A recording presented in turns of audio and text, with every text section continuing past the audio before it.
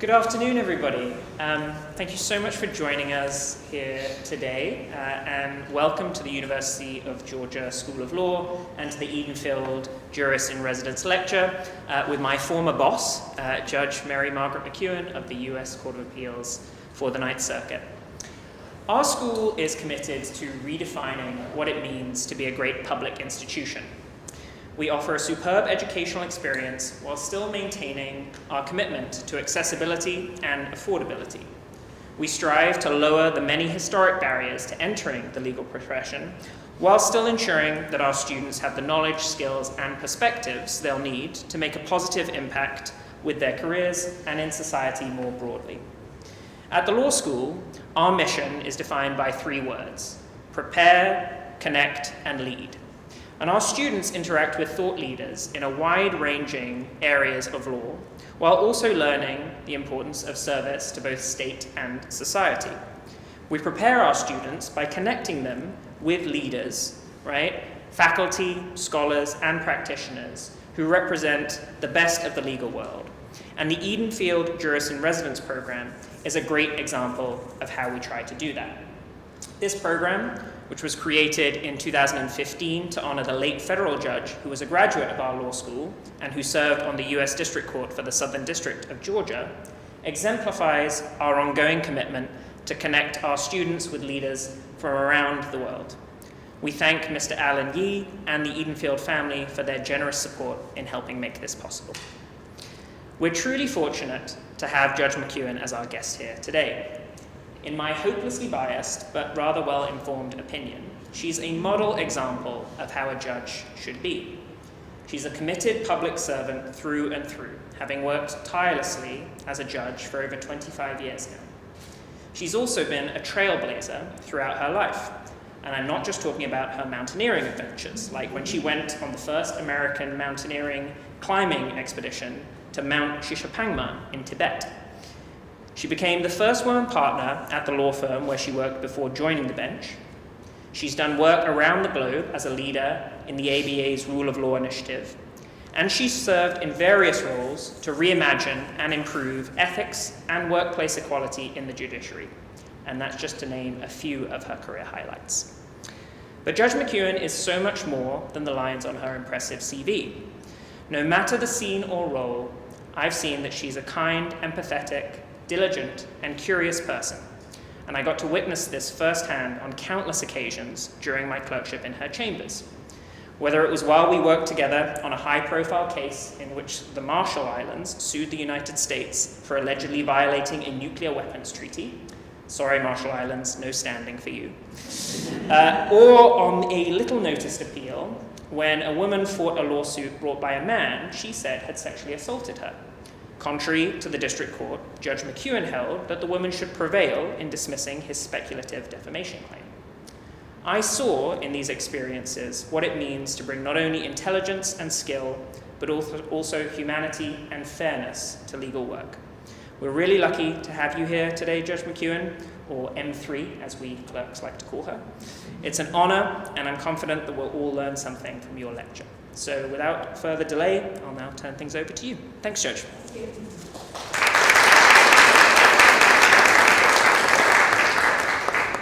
Well, thank you. Thanks, of course, to the University of Georgia, but especially to this Edenfield lecture and Mr. Lee and his support. In case you didn't know, that is Judge Edenfield. Am I correct about that? So you should go take a look at his picture because he's responsible for this. I have never been to Athens before, but I'm having a fantastic time. I'm carrying around the briefcase of Dean Barnett and teaching with him in his class. And of course, I can't leave this without thanking Professor Howard, who has just done above and beyond to really bring me into the community. I have several connections here. Of course, you know that Professor Kadri was my clerk. We used to just call him Thomas. And then I worked closely with Professor Beck. Actually, I think his supervising partner when he was in private practice, but we knew he was headed for the academic world. So, it's I think a special time for me to be here.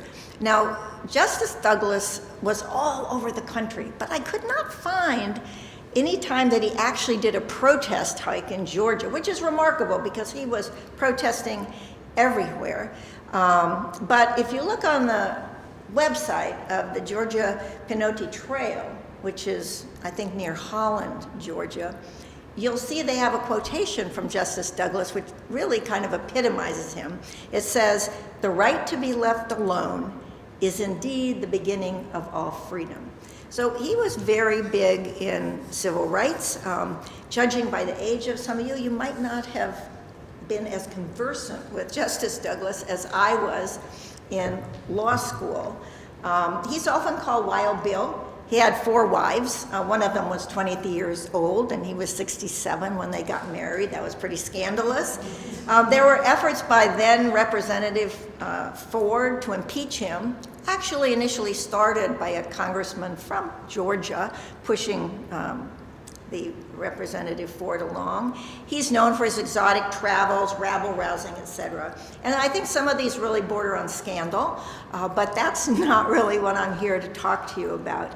I think he's better called Wilderness Bill. And he was really a band leader for conservation in the early days. I think he pushed the envelope ethically, personally, and judicially. Longest serving justice ever. Imagine this, 36 years. So he was both fascinating and flawed, and he lived life really on the edge, and that's really the story of my book. So I'm often asked, well, how did this come about? Well, here it is. It came about in Wyoming, where I grew up, and I was out snowshoeing in Great Teton National Park. I saw this homestead, and I was trying to figure out, well, could I use their porch? And like many states in the West, land rights are important. You don't just sit down on somebody's property. So I was kind of looking at it, and a guy came out. And I said, "Where am I?" He said, "Well, you're at the Murie Ranch." So I kind of said, "Oh, yeah, kind of smart, whatever. I know John Muir." And he said, "No, Murie, not Muir." And I said, "Oh, well, who's Murie?" Well, that was what I then learned. Here it is in the summer. From the 1945 until the 60s, Olaus Murie, who was a scientist, was the director of the Wilderness Society, and he ran it out of here, and this became Wilderness and Conservation's home. Now, in addition, his wife Marty was a naturalist, and she became known as the grandmother of conservation, died at 101. So I was kind of digging around in their archives, and I saw a letter, 1963, William O. Douglas to Marty Murie, and it said she should give away her homestead to the National Park Service. It should be a sanctuary for nature. And I thought, well, number one, it's kind of presumptuous to say give away your homestead. And two, what did this larger-than-life justice have to do with these pretty modest people from out in Wyoming? And I learned it was they were all committed to conservation advocacy. So I really kind of started my research on a lark, and then it turned into a passion. And after hours and hours in the library, it turned into a book. So I think Thomas was there when I was still in the research phase, and I would go to the Library of Congress and everywhere else. And then someone said, well, you should write a book. And I said, no, scholars write books. I write opinions. I don't write a book. But there was a story that emerged here, and I learned it was a much bigger story about Douglas's role as an environmentalist and a conservationist, and this interesting intersection between politics and the wilderness. COVID came, so I sat down and I wrote the book. Oops. Let me give you a sense of who Justice Douglas was. There he is, and that hat is so common with him. They called him a lot of things, Mr. Justice Pangloss, the frontier justice, even a communist. And he had certain kind of cowboy mannerisms.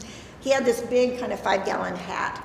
And in DC, people might have wondered, as we say out west, is he all hat and no cattle? Is he the real thing? Well, he is truly a Westerner. Brought up in a little town in eastern Washington called Yakima. Single mother, guess what her aspiration? She wanted him to be the president. That's a lot of pressure when you're a little kid. She called him Treasure, kind of cute, So he had a lot of bouts of illness, and there was a mystique of childhood polio. He was bullied a lot. So what did he do? He went out in the mountains and he started hiking. to build up his strength. And throughout his life, he made this connection between spirituality and nature. Then he goes to Whitman College, and he rode the rails to Columbia Law School. That's a long ways from Yakima, Washington. That's chronicled in one of his books that I read as a young law student called Go East, Young Man. Marries a teacher from Yakima, and then he kind of begins his meteoric rise. He's very smart, does very well at Columbia, but guess what? He did not get the U.S. Supreme Court clerkship, kind of that brass ring. But amazingly, it's only 14 years later, he is on the U.S. Supreme Court. So who needs a clerkship if you can be a justice, right? So he went to Cravath, Swaine, and Moore. He said it was drudgery. So then he kind of toys, maybe he should go back to Washington State. And he goes back and he talks to Yakima law firms, and then he talks to my firm, Perkins Coie, in Seattle, and they offer him $600. Cravath says $5,000. So nothing has changed, right? Back to New York, still drudgery. He did not really love. So then he thought, why not? He just wasn't meant to practice law. So he went into the academy, and he was a law professor at both Columbia and Yale. So his feeling was that the academy would just pose questions, but they never answered them. And that's during this era of what you sometimes hear called legal realism. So he wanted to make law more relevant to life. So he's at Yale not very long, and he gets a call to go down to the kind of newly created Securities and Exchange Commission. His mentor is Rabbi Joe Kennedy, so not a bad name to have. And he was supposed to do a research project on business and bankruptcy. He's down there for a short time, and then they name him a commissioner. And then in 1937, he's only there another year, he's the actual chair of the Securities and Exchange Commission, and that didn't last long.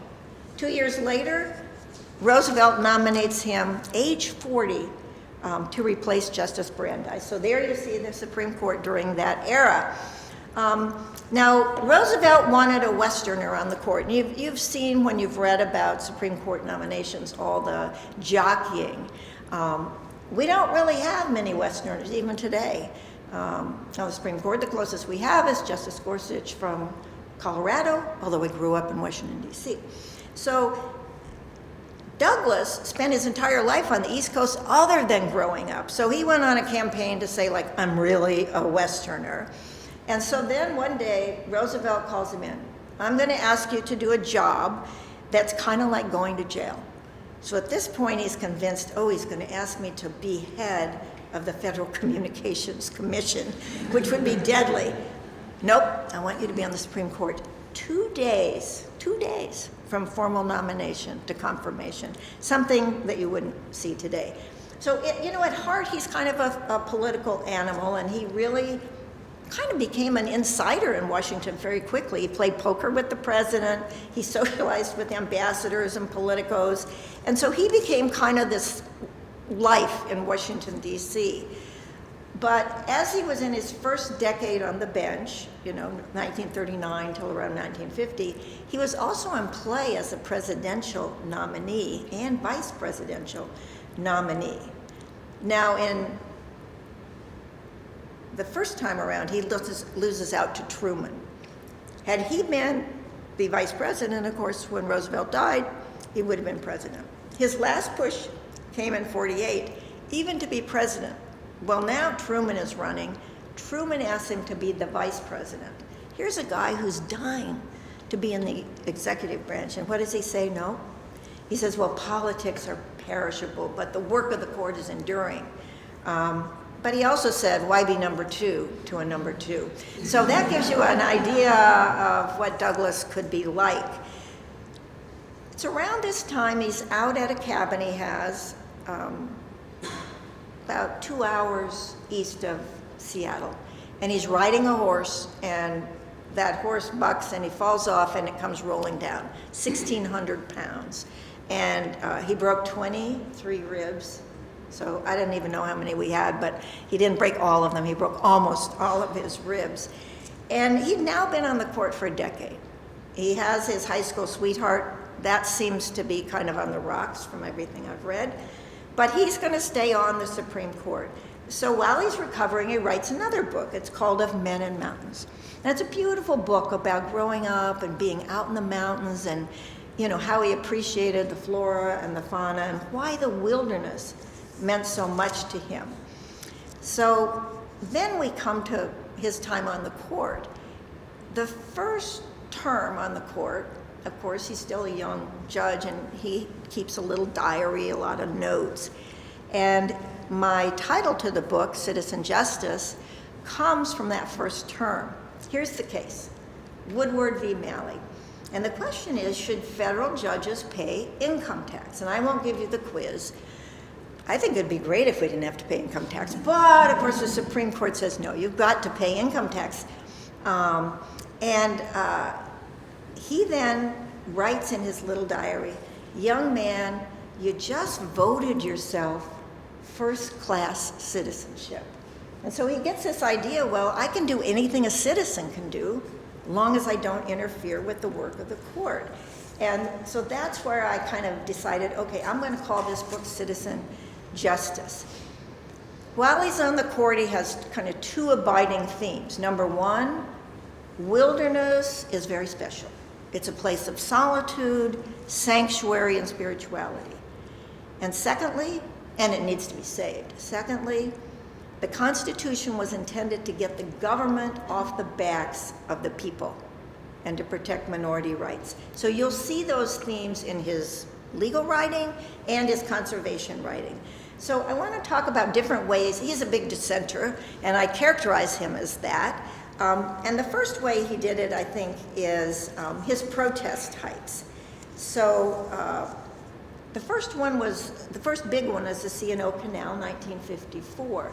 And the best thing about the Library of Congress, where I spent hours, is you can just see everything. He is a pack rat, you know, he keeps notes, Christmas cards, you name it. There's his diary, 1954, March 20, and it says, hike. But you know, it's a hike that totally changed his life. There had been an article or an editorial in the Post that basically said, we should put a highway down the C&O Canal because then more people would have access. He read that and he was enraged. So as a Supreme Court justice, he writes back one of these letters to the editor and he says, you're just wrong and you should come down here and hike with me. And they did, 189 miles. Of course, they didn't go 189 miles. These editors, they kind of dropped off early, but there were a number of people that went 189 miles. One of those was Olaus Murie, back to his cabin. He was a really fast hiker, and he's a very tall guy. He hiked up to 5-6 miles an hour. So if any of you are hikers, you can imagine that. He is hard to keep up with. Why did he have the hike end in Washington? Well, he's a smart guy. Publicity. He can get the Washington Post. There were all kind of reporters along the way. And so then he founded an organization, and guess who's the chair? He's the chair of this effort to save the C&O Canal. And ultimately it becomes a National Historic Park. The National Park Service says it's the only national park walked into existence. Until recently, I think it was the only national park with someone's name in the name of the park. So if any of you are ever in Georgetown, go up to Georgetown, just go down a couple blocks. There's the C&O Canal where it starts. Flat, you can walk forever, you can bike, and there's a bust of Justice Douglas there. So he meets the Muries, and they say, well, we're very interested in saving Alaska, which is about to be paved over and exploited, et cetera. So why don't we go on an expedition there? So here they are. This is up in Alaska in the Arctic. And whenever Marty Murie, she's the one in the plaid shirt. Now, there were women on this hike. There were no women on the C&O Canal hike.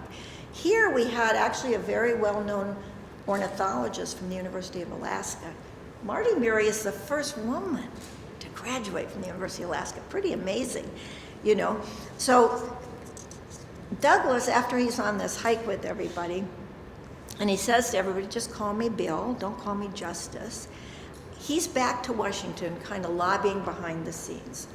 The Muries are like missionaries. They're all over Alaska. they had a very gentle way, kind of a way, I would say, of collaboration with people. Douglas, well, not so much. I think someone said that negotiating with him is like shaving with a blowtorch. So he could be a tough guy, but eventually they all lobby, and President Eisenhower actually puts this into protected status, and then years later, fast forward, we have the Alaska lands legislation.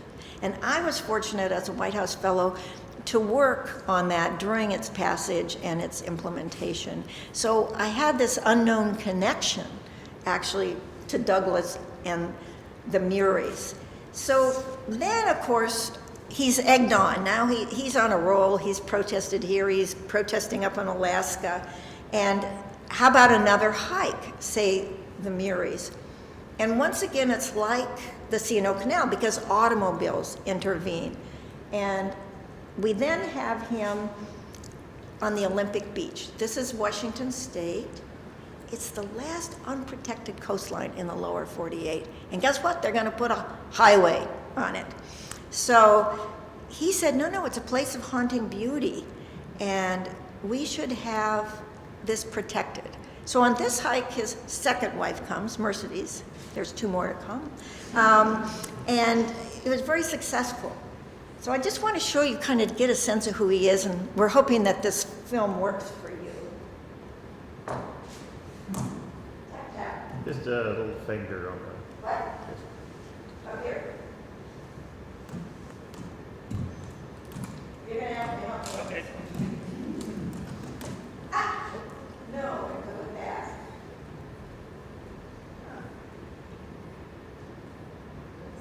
See if you can do it. Thank you. We can never be far without IT.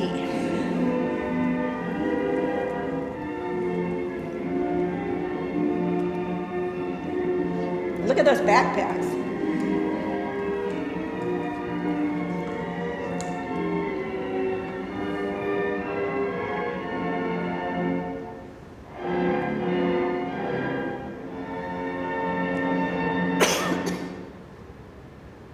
This was a hike to remember. You might say our whole nation was involved, or something was at stake that concerns you, me, and our children, and the children of our children. You might say, too, that it began in our nation's capital, because the idea for such a hike started with William O. Douglas of the United States Supreme Court. This is Justice Douglas coming down the steps of the Supreme Court building to meet some other people who are going along on a hike. He's going to meet a guy named Zannheiser, who crafted the 1964 Wilderness Act. And he's going to meet Olaus Murie and others. So there he is, basically integrating the Supreme Court with his hike once again. And he wrote a lot of letters to the National Park Service and others. You must stop this highway down. Well, guess what? They did. And now you can hike that same 22 miles. There's no cars, no highways, no hot dog stands, anything. So per the proposal, a highway was built, and Douglas proposed this back from the beach. So there would still be a highway for the residents, but it wouldn't spoil the environment. So that was him, what I would call dissenting on his feet, descending on the trail. He also dissented in the corridors of power, and this, I have to say, really stunned me as I went through all of his correspondence and letters. It was remarkable that he undertook such extensive lobbying and correspondence. And I would say he ran a one-man lobby shop. So I made up this little business card for him. This is not actually his business card. But you know, he was one unusual justice. And it would be pretty hard to imagine a justice today, you know, fill in the blank, leading a protest hike down the C&O Canal or up to Alaska. He was everywhere: Oregon, Washington, Wyoming, Kentucky, New Jersey, Maine, everywhere. And he really kind of catered to the politicos. There he is on the left with President Kennedy, He said one problem with President Kennedy is he never had slept in a sleeping bag, so he didn't really know what it was like. But he took Kennedy's brother, Bobby, to Russia, and he traveled all over in these exotic places. We're talking the 50s and the 60s. There he is with President Johnson, and he used to criticize him a little, kind of saying, oh, well, he wasn't such a big conservationist. Well, Johnson signed the 1964 Wilderness Act, and he did quite a bit. At one point, Douglas was protesting in Texas, and he wrote a book, and he was going to title it Farewell to Texas. Lady Bird hit the roof. She said, that is very disrespectful of our state.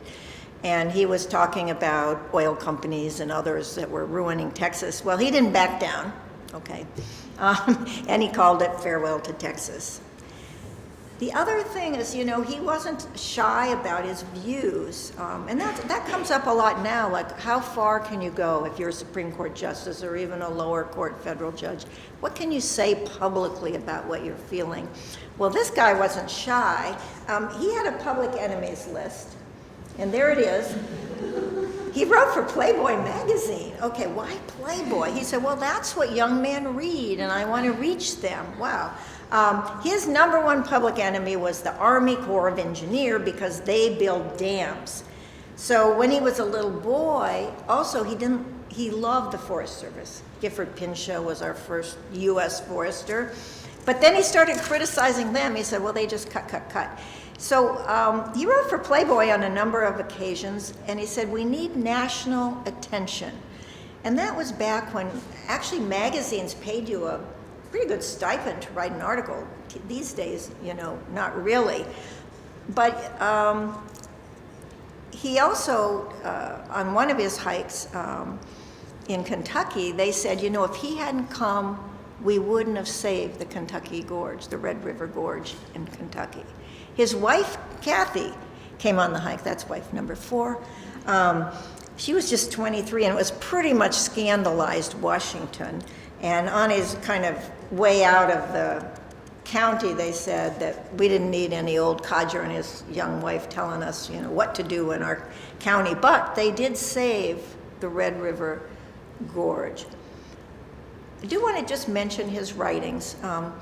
I have a whole chapter called America's Teacher because that's what he wanted to do. He wanted to teach America about conservation and the environment. And he wrote really, really fast. You can, you know, go in his books and his chambers and you see these page after page on yellow tablets when they used to have yellow, and they were legal size, and he would write very quickly. So he didn't just publish in Playboy, Ladies' Home Journal. He wanted to reach American women, Look magazine, National Geographic, Saturday Evening Post, National Enquirer. He even proposed a wilderness bill of rights. So one of my favorites is, some of you may have seen that Hitchcock movie, Rear Window. And in there, you see Grace Kelly, and she's reading a book. If you look closely, it's Beyond the High Himalayas by William O. Douglas. So what he did is he really invoked the prestige of the court to reach the highest levels, stop these federal projects, and I think he spoke to America. It was a time, 50s, 60s, and 70s, when the environmental movement is really nascent and the conscience of the country is being ignited. He also dissented on the court, so we can't just leave the legal part out of this. Remember when he's a little kid, he's not fitting in, he's bullied and everything. But by the time he gets to the Supreme Court, I think he had a kind of a confidence that turned him into a champion dissenter. And he was very sure of himself. I think sometimes too sure. He had dissented in almost 500 opinions. We think of some of our other dissenters, Justice Scalia, major dissenter, and although he was there 30 years, he only dissented 254 times. In 40% of the cases where Justice Douglas dissented, he was the sole dissenter. And in 1972, he retires in 75, he dissented in 80 cases. Now, they used to take a lot more cases in the Supreme Court than they do now, but he in his time participated in about 4,000 opinions, which is really remarkable. Nobody else has this statistical record because nobody served this long. Justice Ginsburg didn't serve this long. Justice Scalia didn't serve this long. He didn't aim for consensus. See, so he had this view, which I find kind of interesting for a judge. He said, the only soul I have to save is my own. So given his intellect and his approach, I think that really undermined his impact on the court, to be this lone guy out there. But he had a number of famous majority opinions. Griswold v. Connecticut, the right to privacy, something that you read about quite a bit in the news now. A number of other opinions in the criminal law and civil rights area. He also was really an incredibly hard worker. And he said the job only took like 3, sometimes 4 days a week. Well, you can imagine the other justices kind of not really liking that. As all of the law students know, when we get to the end of June, that's when that's kind of like a deadline, all the opinions get issued. Well, what would happen is if he had his opinions done and his dissent, he would just get on a plane and go out west. Who could imagine such a thing? And it was out there in Goose Prairie. He'd be out there, and every once in a while they'd have to contact him by telegram, because he also was maybe an hour at least from this town of Yakima. One time there's a famous scene where these lawyers go out there, and in the old days, even when I was practicing law, you could go to a single justice in person, drop a petition at their house or their chambers, and if it's emergency, it would be their house, and they get to decide, do I stop this event or not, for a short time before the whole court gets to do it. So he had these lawyers out there, and they're all dressed up like our professors here with the ties and everything. And Douglas goes, that's no way to dress in the wilderness. So he takes the petition, and he said, come back tomorrow. I'm going to leave the opinion there on the rock, which he did. And he said, petition denied. And they came back in their same suits, and he's like, no, that's not how you dress in the wilderness. So he was kind of a loner. And if you think about it, when he was a kid, he was a loner, an individualist. And he talked about how lonely it was when you're out there on the hiking trail. But I think that's just a different metaphor for who he was, because he was this go-it-alone guy. He'd stake out a position, and then he didn't necessarily jawbone with the other justices. I only focus on one case of his. So when we ask students, have you heard of William O. Douglas? I say, well, this isn't a trick question. Then I say, well, have you ever heard of that case about do trees have standing? So tell me if you've ever heard of that. Of course you have. Sierra Club v. Morton. So that's the only case we're going to talk about. There it is. There's Mineral King Valley out in the Sierra Nevadas. Beautiful place. 12 miles of glacial valley. And there was a big challenge. Walt Disney is going to build a ski resort there. And that's what it's going to look like. So you can see you've got to build a highway in, and then you've got to put up all the ski stuff. So some environmentalists decide, well, we should stop this project. And they went to the district court, which stopped the project. Then they came to the Ninth Circuit, which reversed. Next stop, of course, U.S. Supreme Court. Now, what I found interesting and had never been written about before is this is Sierra Club v. Morton, or as the Secretary of Interior changed, you get different names. It was the first time the Sierra Club had been a plaintiff. If you did a quick search now, you'd find them as plaintiff quite a bit. But Douglas, not long before this, he was hiking with them. He had been on the board of the Sierra Club. And as this case was approaching, out of the blue, he writes a letter to the Sierra Club and says, I want to resign from being a life member. I do not want to be disqualified just in case some case comes in front of the Supreme Court.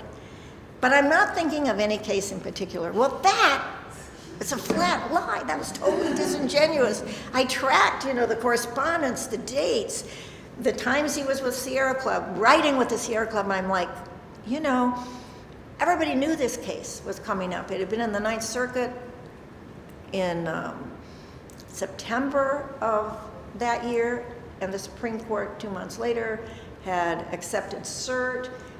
And there was a lot of scuttlebutt around the court, and I went back and I interviewed every living clerk, but particularly the clerks from that term, and they said, oh yeah, there was scuttlebutt. Should he recuse? And he didn't. So here the lawyers did something interesting. Instead of really suing in the name of the Sierra Club, they sued for the injury to Mineral King. They sued like for the valley, the mountains, whatever. So they didn't say there was any injury to any particular person in the Sierra Club. So the Supreme Court agreed with the Ninth Circuit, and of course we always like it when the Supreme Court agrees with the Ninth Circuit or any other circuit. But the court dismissed the suit in a 4-3 decision. Potter Stewart wrote the opinion. He said that Sierra Club lacks standing because there's no allegation of any injury to the club by this resort.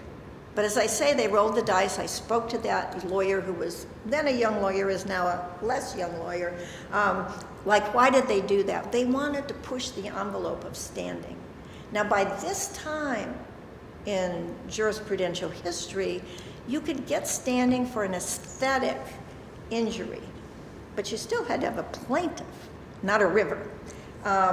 So, Justice Douglas said, no, this should not be called Sierra Club v. Morton. It should have been called Mineral King, that's the valley v. Morton, and the name of the valley itself. So there is his dissent. And he basically says that a valley, a meadow, a river would be lost, reduced to the rubble of the earth environment. So you need to give a voice to these environmental wonders. And that was, a very interesting thing for him to say. It drew on decades of his communion with nature, the conservation movement, his being bootlegged a copy of an article from a USC professor who had written about standing for nature, just like we have standing for corporations or standing for ships. So this idea, nature's right, it wasn't just an academic exercise. You don't see it in the federal courts today, but you see it around the world and in local. So a town in Washington State just gave natural rights to orcas, that's a whale. We've done that to rivers and other things by municipal ordinance. The countries like Ecuador, Colombia, Bangladesh, Uganda, they actually have it in their constitution. And New Zealand actually reached an accord with the Maoris about a river and a person having rights under the law. So, like many justices who say, well, I'm dissenting for the future, he was dissenting for the future. And I'll also just point out, he dissented in his own backyard. There's his cabin where he escaped to every summer. And when I was a very young lawyer, and he died, a lawyer gathered us together and said, we should buy that cabin and make it an historic site. I said, well, we all said, that's a great idea. 2 problems. 1, it wasn't for sale. And 2, we had no money. We were brand new lawyers. But years later, that cabin was sold and then sold again. And in kind of an irony, one of my former partners actually, who grew up in the area, went out and bought the cabin and has left it exactly like that. So I had access to all of that, along with the other, libraries, from the Johnson Library to the Kennedy Library. There's his wife, Kathy. She then went on to law school, got also a master's, and became a well-known environmental lawyer. And today she's in Boston and Washington as an environmental lawyer and a philanthropist. And then here's a couple people that he kind of consorted with. They were also very big in, they were also very big in conservation, and the Forest Service was scared to death of them. He was out in Washington State quite a bit. He lobbied to keep Kennecott copper off of a mine. He was lobbying for wilderness, and he was also lobbying for a wilderness very near to where he lived, and it later became, after he died, the William O. Douglas Wilderness. And if you're in the wilderness and you look, you can see that view of Mount Rainier. That was brought home by Senator Slade Gorton in conjunction with some other, both Republicans and Democrats in Congress. So it was a bipartisan effort, which would have surprised Douglas probably. So that's what it looks like today. So I just want to close to say, throughout the writing, I was just fascinated by this guy. He was somebody you wanted to love, and he was somebody you wanted to hate.